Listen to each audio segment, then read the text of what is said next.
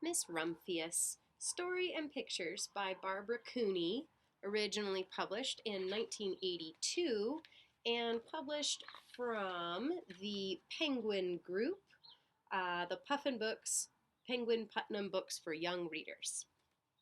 To St. Nicholas, patron saint of children, sailors, and maidens.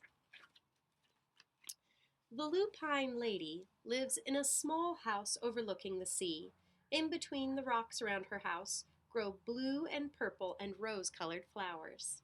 The lupine lady is little and old, but she has not always been that way. I know. She is my great aunt, and she told me so. Once upon a time, there was a little girl named Alice who lived in a city by the sea. From the front stoop, she could see the wharves and the bristling masts of tall ships. Many years ago, her grandfather had come to America on a large sailing ship.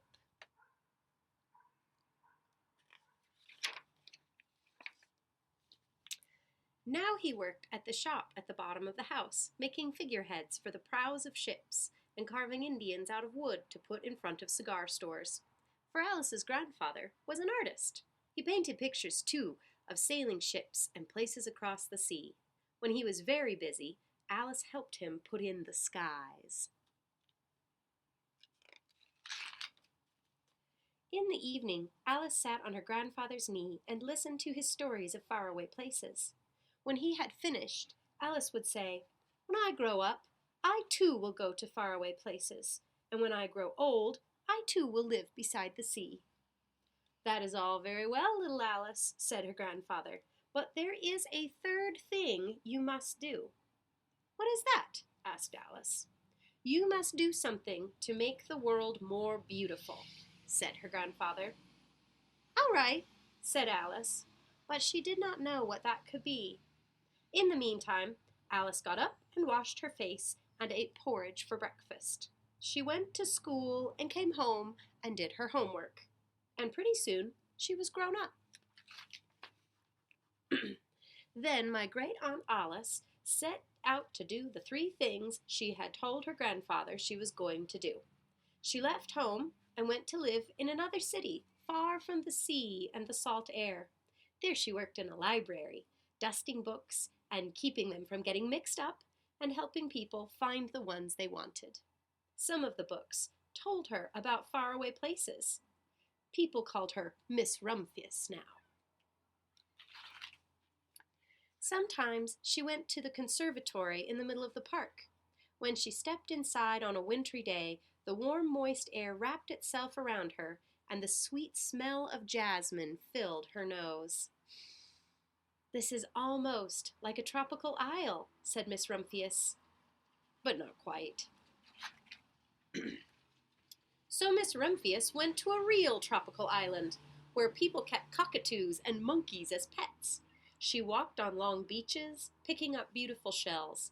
One day she met the Bapa Raja, king of a fishing village. "You must be tired," he said. "Come into my house and rest." So Miss Rumphius went in and met the Bapa Raja's wife. The Bapa Raja himself fetched a green coconut and cut a slice off the top so that Miss Rumphius could drink the coconut water inside. Before she left, the Bapa Raja gave her a beautiful mother-of-pearl shell on which he had painted a bird of paradise and the words, "You will always remain in my heart." "You will always remain in mine too," said Miss Rumphius. My great aunt, Miss Alice Rumphius, climbed tall mountains where snow never melted. She went through jungles and across deserts. She saw lions playing and kangaroos jumping, and everywhere she made friends she would never forget. Finally, she came to the land of the lotus eaters, and there, getting off a camel, she hurt her back. "What a foolish thing to do," said Miss Rumphius. "Well, I have certainly seen faraway places. Maybe it's time to find my place by the sea." And it was, and she did. From the porch of her new house, Miss Rumphius watched the sun come up. She watched it cross the heavens and sparkle on the water, and she saw it set in glory in the evening. She started a little garden among the rocks that surrounded her house, and she planted a few flower seeds in the stony ground. Miss Rumphius was almost perfectly happy. "But there is still one thing I have to do," she said. "I will have to do something to make the world more beautiful." "But what?" "The world is already pretty nice," she thought, looking out over the ocean. The next spring, Miss Rumphius was not very well. Her back was bothering her again, and she had to stay in bed most of the time.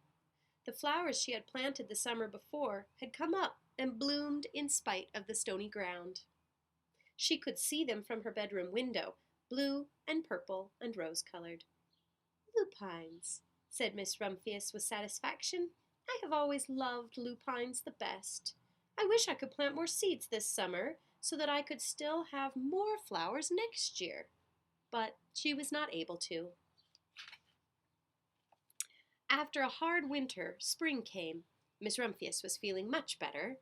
Now she could take walks again.